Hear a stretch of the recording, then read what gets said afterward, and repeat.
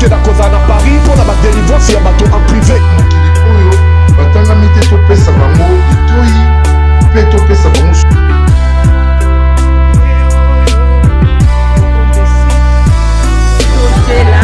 na papa na pesi bino mbote na kombo na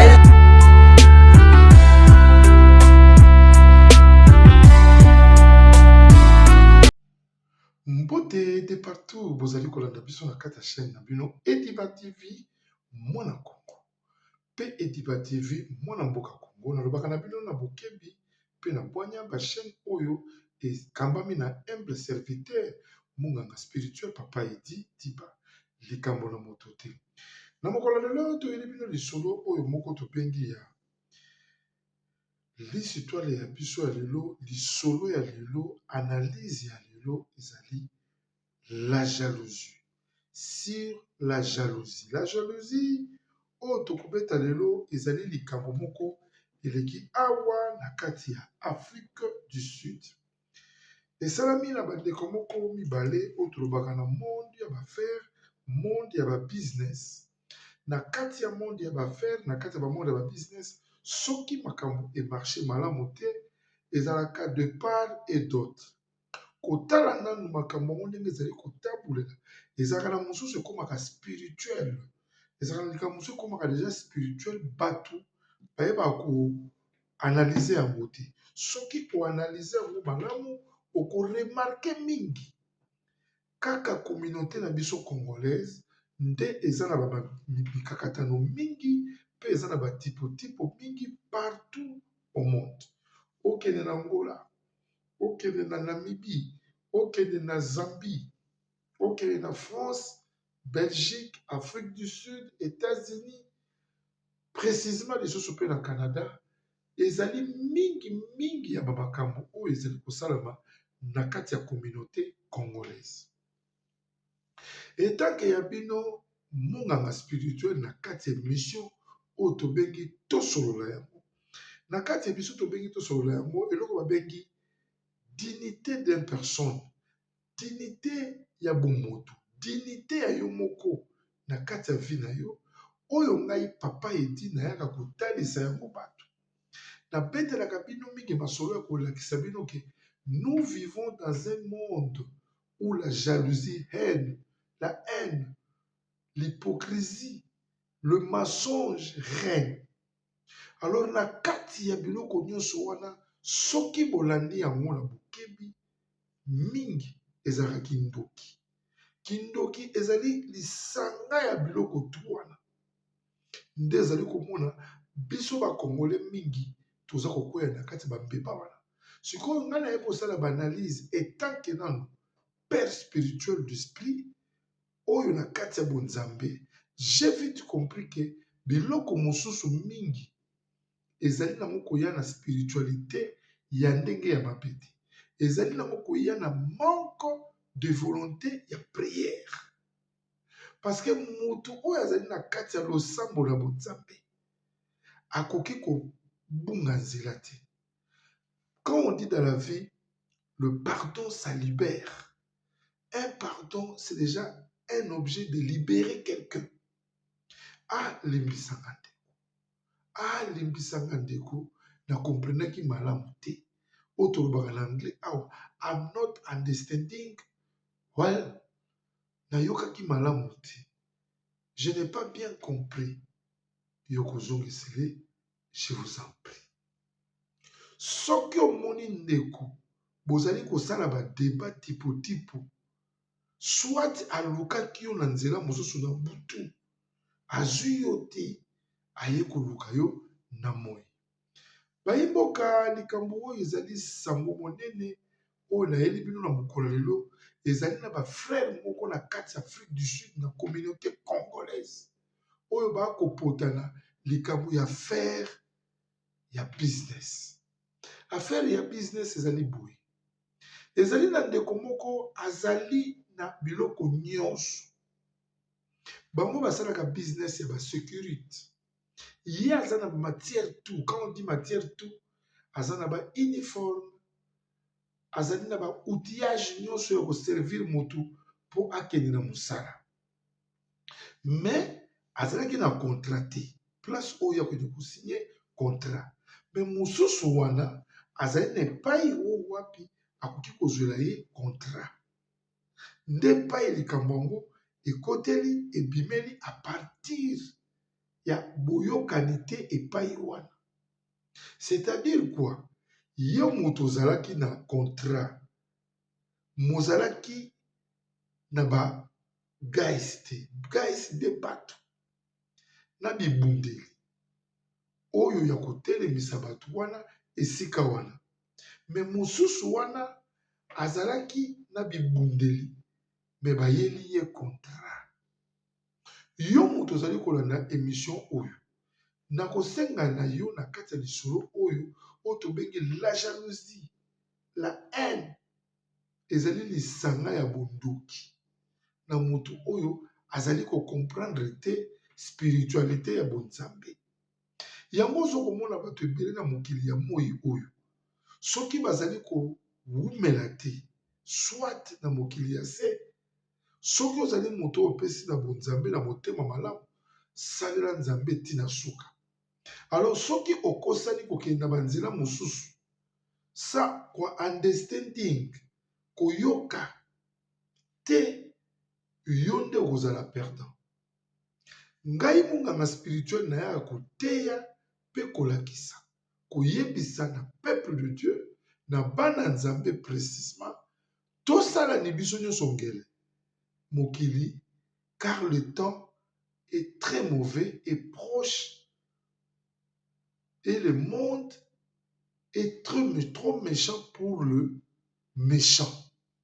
Sala ningele maloba oyo ngai munganga spirituel na bimisi na mokolo lelo ezali trop profond bososoli nango ezali mingi na kati ya bakommentaire pe na kobenga po tena manyola nalakisa bato ndenge nini okoki koevite motu oyo azali na bodiabolo na kati na ye oyo azali na malédiction familiale, envoûtement d'esprit de sorcellerie aye nango vers bato mpona koya kopesa image ya mabe. Vous rendez compte que yo okoki kozala na clean me bazwa kobimisa yo na range ya baescroc, un menteur, un farceur.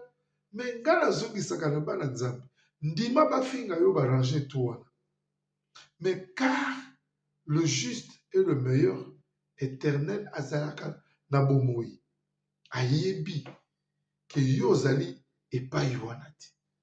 Yango na mwana nzambe mutu pakoki kokosela makambo koti boloko me nzambe oyo tobelelaka butu moi akoki kobimisa mpe na boloko mpo te ayokisa mongu na soni bato oyo na kati ya mboka oyo baseka bato oyo bamona bato pamba nga na kosala mosala wana te me lobi bakendaka bazongela bato wana bayimboka tozwa spot publicitaire oyo ezalaki bref on abengaka toujours un petit résumé mais ekei na bandakisa ebele yango tozwa nano spot ebongo tozonga na mozindo ya baoyo biso tokolobela na mokolo ya lelo.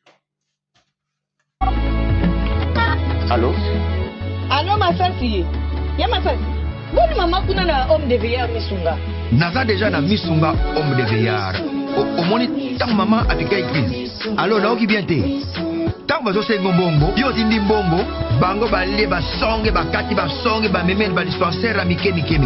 Eza sunde ngona te mama. Mena poto na kishasa la même chose. Et loko zo se pelisanga. Banda mama koma na misunga homme de veillard. Kotali mama.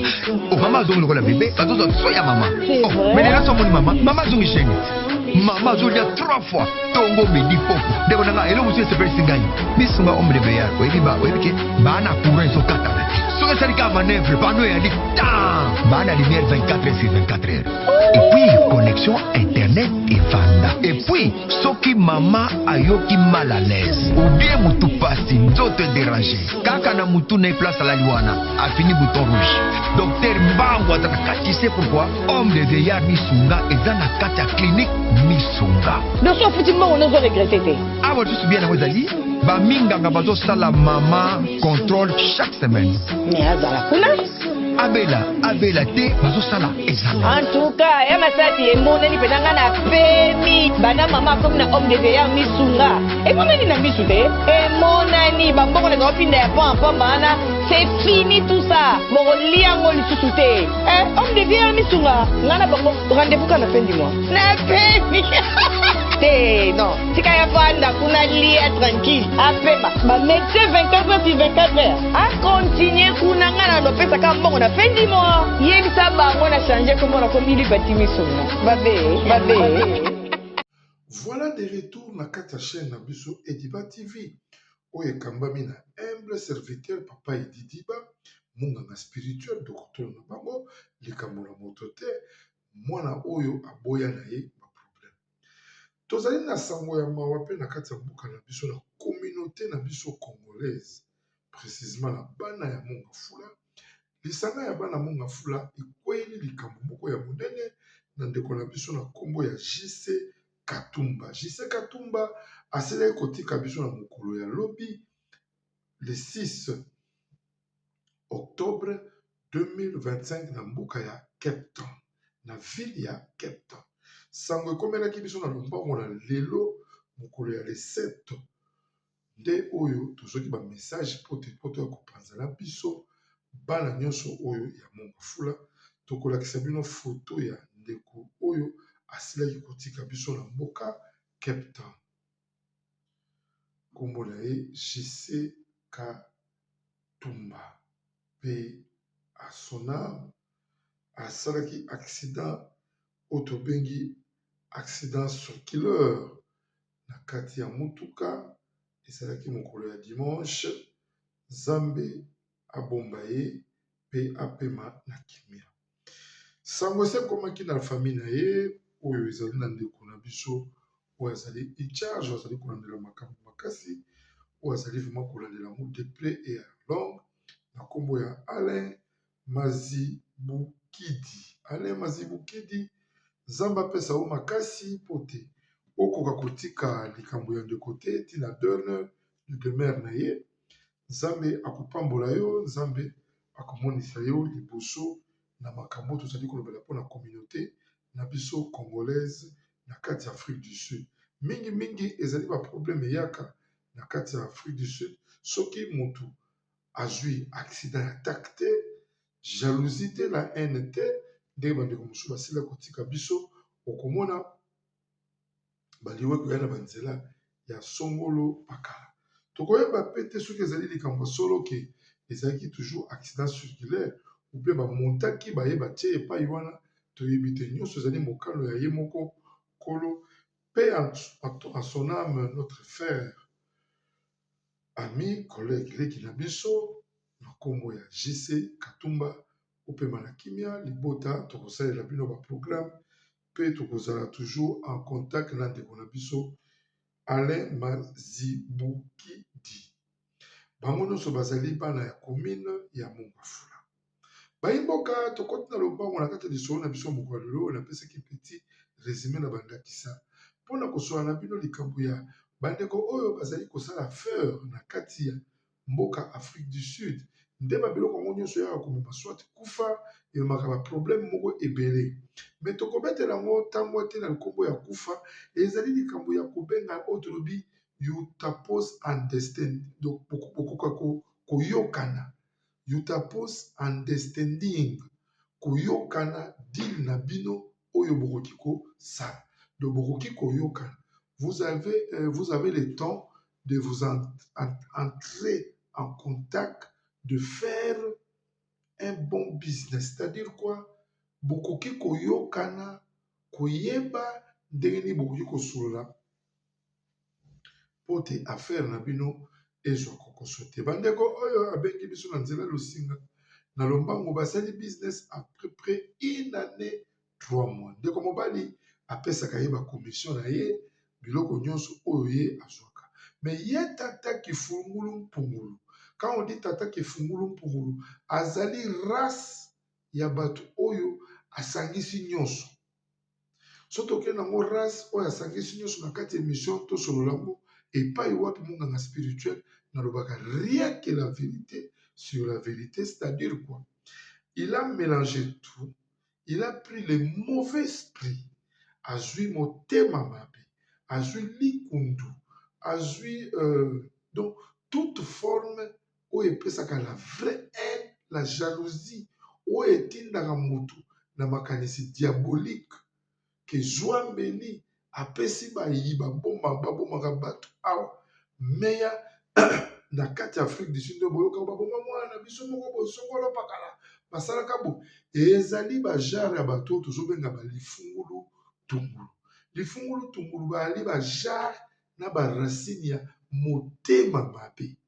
Donc quand on dit motema, donc to conjugango to kenango tina mozindo, il est de mauvais esprits et puis de mauvais caractères. Parce que moninga azo kofuta yo pourcentage oyo bino boyokanaki. À quoi sert yo ke de soko compliquer moninga na sima? Yango na tanga la justice ya monene ezalaka nkolo. Soki moto aluki yo na ba position nyonso, eza na erapongi, eza na moi, yo lela kaka pa nkolo, zwa ba genu na omi bale. C'est notre prise, c'est notre arme, c'est notre fétiche, c'est notre mouti kende nango chanasi. Lela pa papa, senga pe na kombone na kati ya ba prière.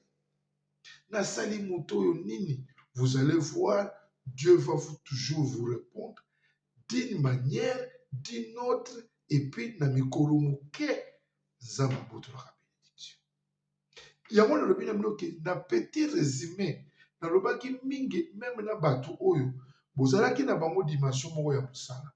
Et bango nzamba élevé bango. Yango na lobaka na bato ebele, ne tu crois pas que tu étais en Afrique du Sud, tu es parti en Europe, que yo zali béni. Non. Komikanisa pete kozaki na Congo, yo longo Congo po ke na Amérique, yo ndoza ya kopambola koleka bandeko, koleka non. Lipamboli ezali ba forme mibali. Na sita loba likambo oyo na émission moko eleka awa liboso. Dieu peut-être akoki kopambola yo na forme yake. Ozwa lipamboli okende liboso po changer. Moko kipe kokende poto ou au Kendepe, pour le lot, les Africains, nous visons toujours Kobima. Mais Kobima, on peut libanda, et ça peut sous facilité, hein? Et ça peut faciliter. Alors, quand tu vas te décider pour aller aux États-Unis, mais tu as des problèmes. Moi, j'ai des gens qui vivent aux États-Unis. Moi, j'ai des gens qui vivent au Canada, qui m'appellent, na kota na bakompo na bamote, bakoluka lipamboli. Bakoluka nzela, bakoluka façon de vivre, munganga spirituel, bandana kota Amérique, na koma kobela, okoyebise eske, osalaki repentance, otambolaki boni, mususu okoyoka tata mwasi mutu apesaka ye mbongo, tata mwasi era kine kosenga tata mwasi mbongo, ayebisaki tata mwasi nini, tata mwasi nga na voyager. Tata mwasi azui $2000 à pesio. Tata mwasi asalaka business. Est-ce que tata mwasi azangi bana? Tata mwasi azana bana me yo ozui visa yoki. Est-ce que apesi yango nesemo? To apesi yango po amodiri yo. Répands-toi. Tozwa spot publicitaire bongo bokota na sujet oyo. Esali ke lelo babenga mutu libungulu tungulu. Babenga mutu motema mabe. Globalité ya kindoki et que la jalousie, la haine, motema la donc oyo a repé sa chance bozwa mbeli boboma moto wana.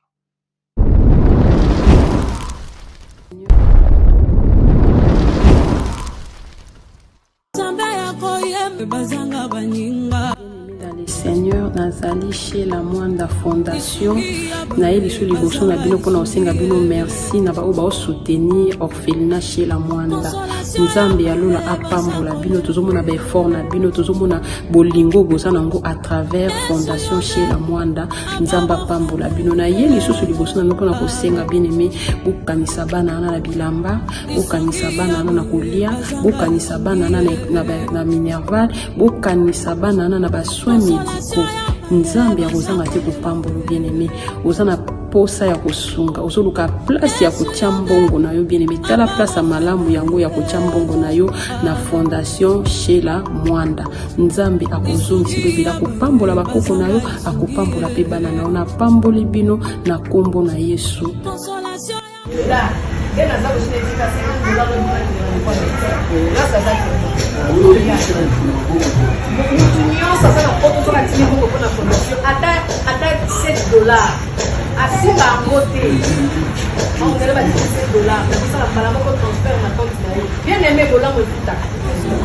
kosalisa efutanga lelo naza donc nazoyebisa bino nakolo makamisi awa te nayebisaka nzambe ke nzambe eteyebaki ke sala bolamu lelo lobi eutaka yo atemone yango ntina televizio alobi nayeba kosomba eloko na mona moto apesanga mosala ya epa na bango babeta ye alingi babengani na ndako me alobi na osala te po nzambe alobi esa mona mwasi na mosala lelo nazobenefisi na bagrase ebele lelo nakokomba motuka na motambo na motuka ya mbongo fami ya papa na nga te ya mama na nga te ya mobali na nga te ya nzambe asala na nga te. bayimboka bolanda biso na bokebi mpe na bwanya na likambo oyo na koloba na mokolo lelo esali biso mpasi komona de deux partenaires.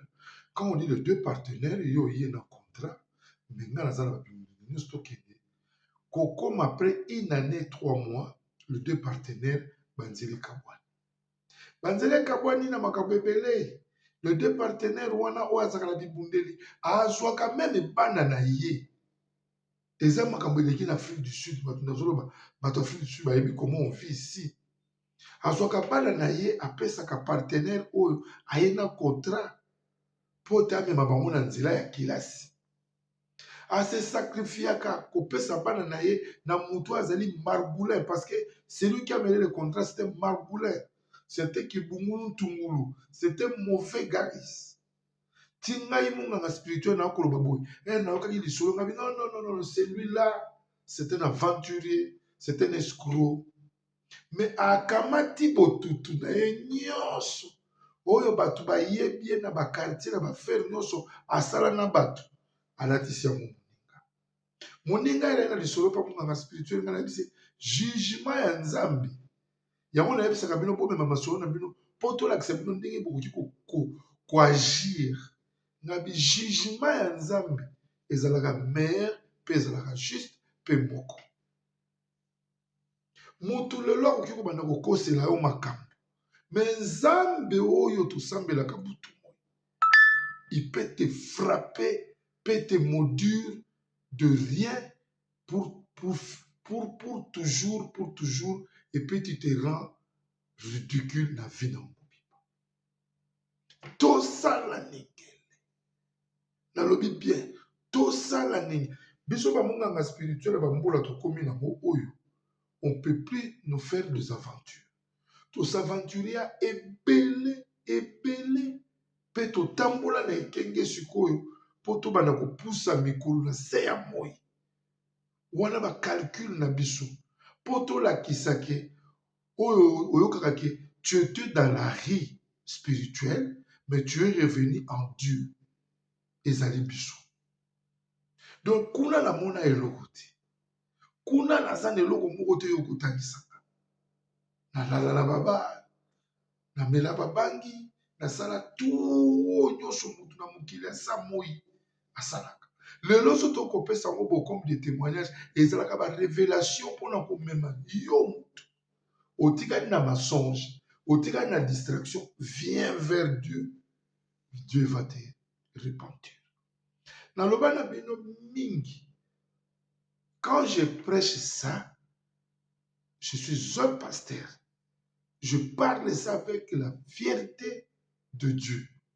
to yolanda oyo nga naza kobimisa mpe zwa kotisango na mato evandelo motema nzambe akopambola ndeko wana aye komonisa moto oyo pasi kosaliri ye na makambo oyo ye ayebi te ya liboso ya komplike nano amemaka bana na ye na kilasi selon badile na bango sans compter na dile oyo basala ya faire lui lui demande af.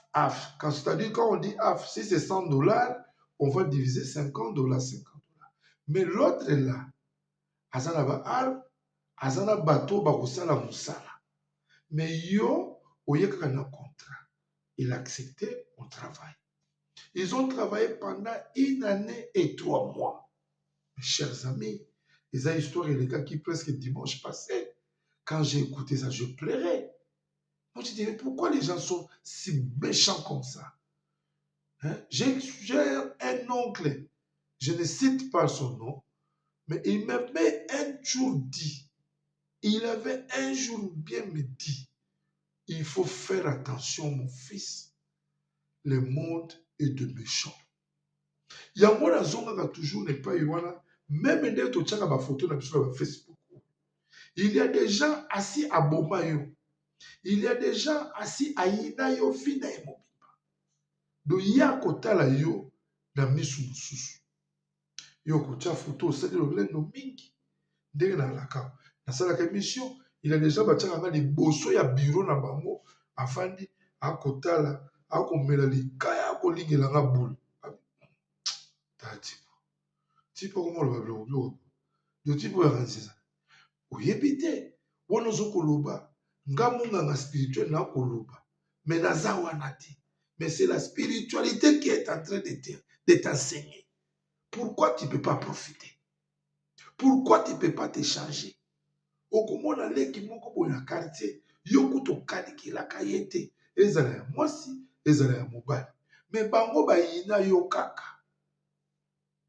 Ato osali anniversaire otie ba photo, bango ba uti ko yemete. Eza toujours bandakisa. Nazongi na lumba. Bandeko wana na kati ya business na bango ya zwana bana apesa libungulu ntu libungulu ntukulu mutema mabe toujours amemaka bana na kelasi ayaka kozwa pourcentage libungulu ntukulu muninga ayebisi tozosi na kokoso ya kozwa ndako tokoluka lisungi na yo balobi yo ozwaka bakomission ya kozwa bandako kozwa baninga bandako libungulu ntungulu na mutema mabe na ye kaka toujours andimi po apusa alingi eloko. On l'offre ça. Et après, on le paye l'argent. Et après, on peut foutre un bongo. Libungulu ntungulu ake kofinga muninga wana azana nyungu na ye ko salir ye toujours. Bayimboka na kopesa bino conseil na kati Afrique du Sud, les gens meurent. Les gens meurent. Les gens baza kobomana bato bakomi kosala na mabe mingi likolo ya mbongo. Conseil nini bokopesa biso na minute oyo? Est-ce que ndeko wana oyo amemaki ba contrat ayepesaki moninga oyo aza na ba arme, aza na biloko? Quand je dis arme, aza na biloko tout. Parce que awa pour ça la compagnie c'est un petit problème bien sûr. Si ko pesa bato wana ba uniforme pesa bato wana ba biloko loko ba radio, ba Motorola, ba ni tout consort. Mais quand tu n'as pas ça, tu n'as rien. Si ko bo pesa biso réponse na biyano. Ndeko wana libungulu tukulu ya mutume mama pe wana. O aza ko menacer mundinga. Po akomi na suka o yebise na retirer bana na ngai. Na lingiso mi mabana na ngai te. Okomi ko contrôler tina entourage ba faire na nga. Je vois que on stop. Est-ce qu'il faut continuer à signer un contrat, il faut continuer ou bien stopper. Donc, c'est la réponse na Katiaba. Comment te payer numéro là toujours affiché mon spirituel. Bobenga poto kabula bango na kimia pe na limimia motna motu azwanzela na ye makanisi diabolique ezana moko na bango te na kati wana.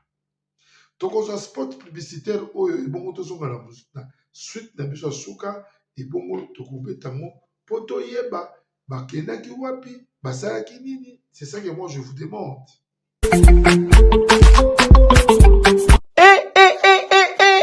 Mwana ya poto nyonso bana ya diaspora fini makambo ya kotindaka mbongo na bafamille po ete basombela biso balopango na nsima balia mbongo tolela na yango. Mama Clémence pe papa Jean-Pierre Kabamba basalela biso cité de la diaspora numéro 1 awa na RDC depuis 2019. Na bongo mwana ya poto nyonso ya Canada, ya France, ya Belgique pe mokili mobimba na $3500 ya pamba oza na terrain ya 20/20 awa na cité de la diaspora okomikolo lopango. Ata soki $3500 eza ya kokoka te, yaka na lombango po ete ezotekama pe ya crédit. Eza pe ya promotion. Sala na lombango benga biso na ba numéro oyo plus 181 75 66 46 76 plus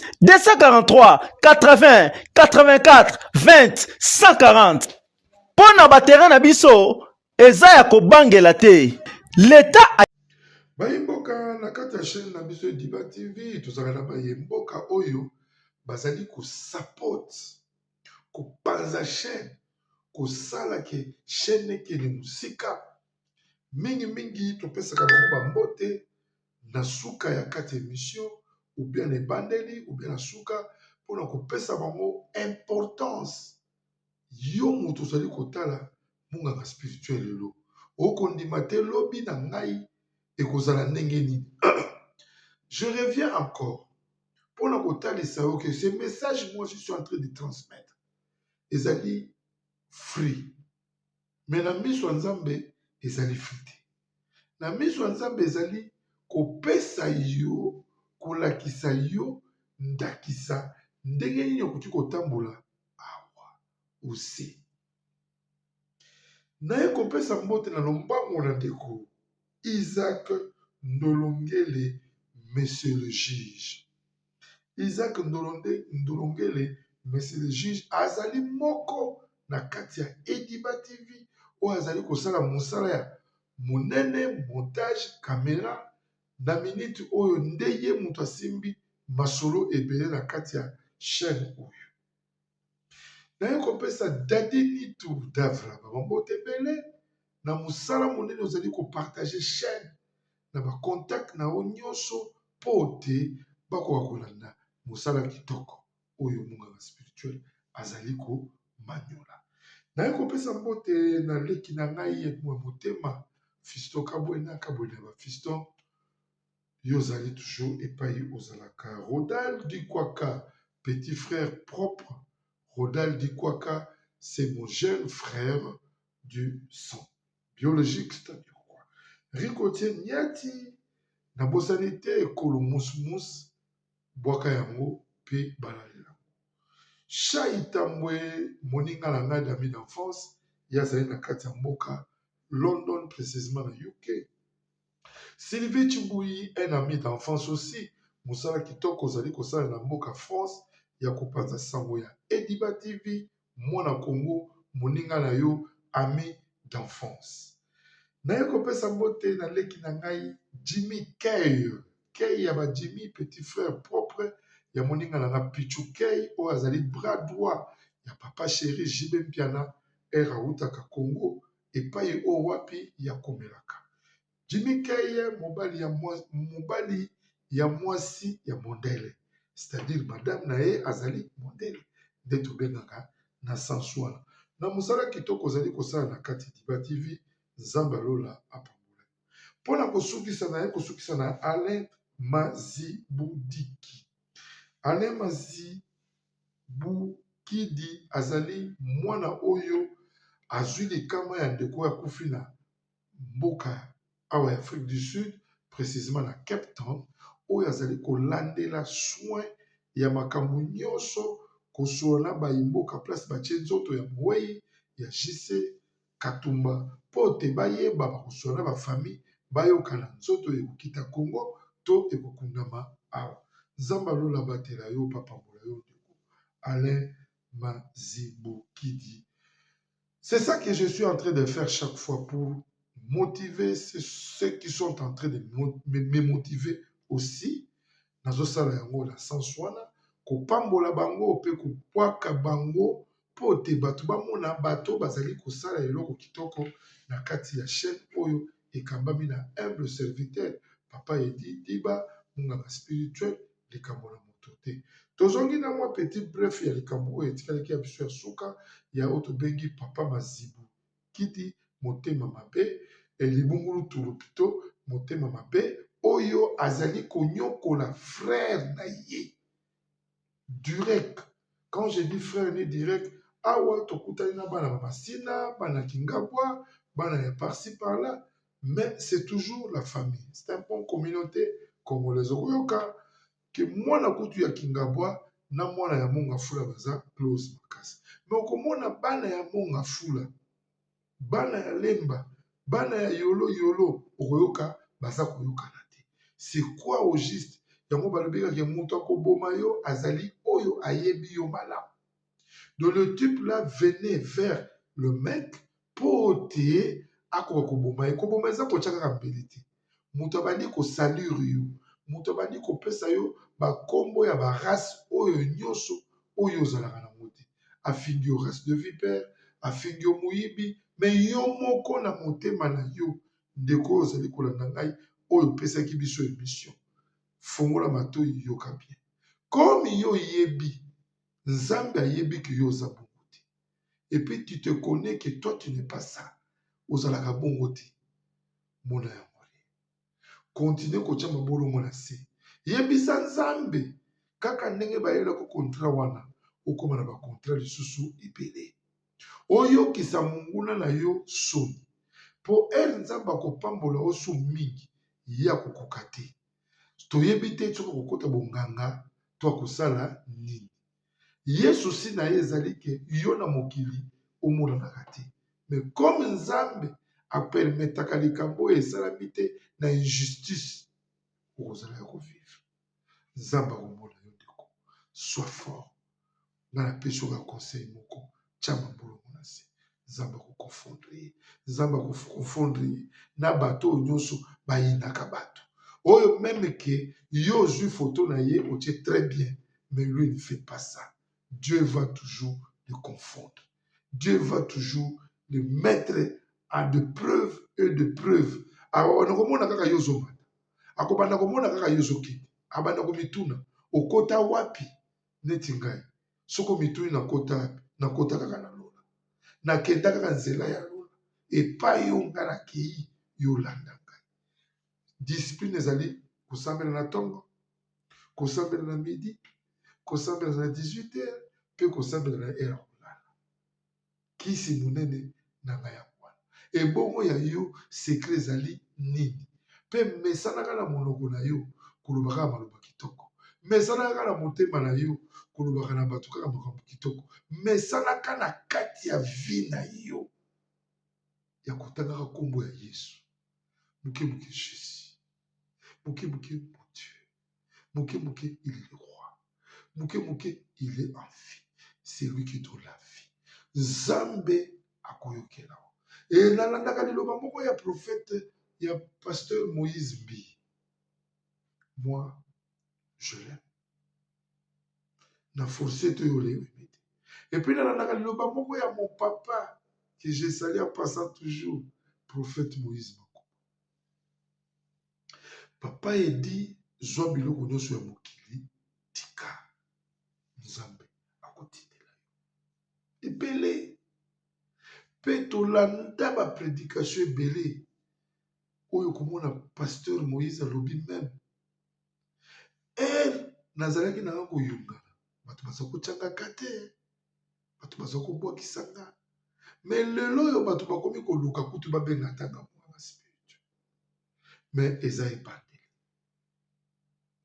na minute oyo aza lokola na otambola na velo lobi na kokende na vewe nsima lobi na longwe wana na keboye me mokolo na okoma na l'ange ouvert l'ange rover kokamwa te ezali monene ya Nzambe. Même ngai moko pe na vie yango te, mais nayebi ke Nzambe asalakisi ngai. Le mokolo yango pe ekozala lipamboli ya biso nyonso. Ndenge nayebisaka bato, mokolo okoma gouverneur na ville ya Kinshasa na 2028 kokamwa te. Parce que je prophétise déjà ça. Pe naza ko continuer ko prophétiser yango. Nazali kovanda eri yoza la distraction. Nga nasalaka ba calcul. Je fais des paramètres. Ça, papa, na calculer. Qui je peux contacter? Nani na okende. Wana ngai. Bongo yo. Osalaka nini? Bayimboka tomonani mokolo alobi soki Yesu Masi azongi te, ezalaki ba conseil ya kolakisa bato oyo bakangami na kati ya jalousie, motema mabe, yango tobenge mission oyo histoire ya bato ya motema mabe, pe l'histoire elandi na bato bazali na kati ya jalousie na mibunga. Soki ozalaka bongo tika kolo akopambola yo. Landa émission yo malamu, eza na ba conseil ebele na kati, ekopambola yo pe ekofortifier yo nde nalobaka na bino chaque fois, ekoédifier yo. Eloko moko ozangaki okozwa maloba ya monganga spirituel, ata moko okati ekosala yo bien. Bambote ebele na grand star na biso, donc en premier Nzambe apambola ba projet na yo ya ba concert oyo ezali koya liboso. Tomonani mokolo alobi soki Yesu Masi azongi te, tellement que je vous aime beaucoup. Bokamata ya bino ya voilà. Bye bye. Bote bayimboka balangaka biso na kati ya chaîne na bino Ediba TV. Je dis papa, nous on quitte la maison. On laisse beaucoup d'églises pour venir chez vous ici à l'église.